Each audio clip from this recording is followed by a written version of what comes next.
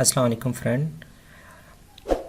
आज मैं आपको बताऊंगा कि किसी भी दोस्त के कंप्यूटर को आप किस तरह हैक कर सकते हैं।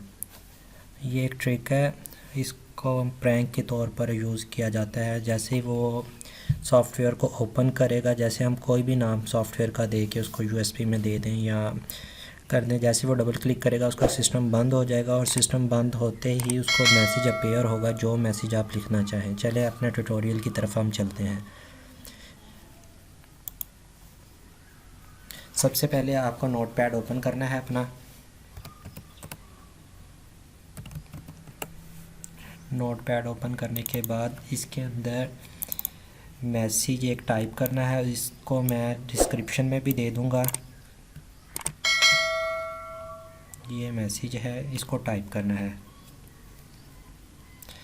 और जो ये इतनी लाइन है, इसकी जगह हम जो चीज़ लिखेंगे, जो हम नाम लिखेंगे, जैसे योर कंप्यूटर हैक्ड जैसे लिखेंगे, वही मैसेज उसके बंद होते हुए उसकी स्क्रीन के ऊपर शो होगा।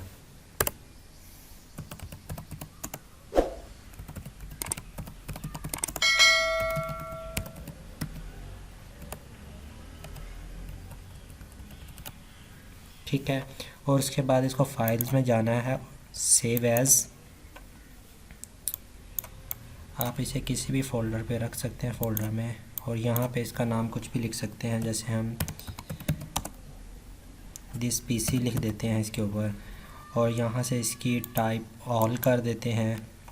करने के बाद .bat बैट की फ़ाइल के अंदर इसको सेव करना है।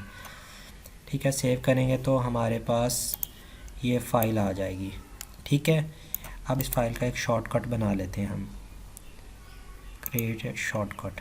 ठीक है, ताकि हम इसकी इमेज चेंज कर सकें। प्रॉपर्टीज़ में जाएंगे, प्रॉपर्टीज़ में जाने के बाद इसका हम चेंज आइकन, यहाँ से हमने दिस पीसी लिखा था, हम ये वाला पीसी लगा देते हैं, अप्लाई और ओके।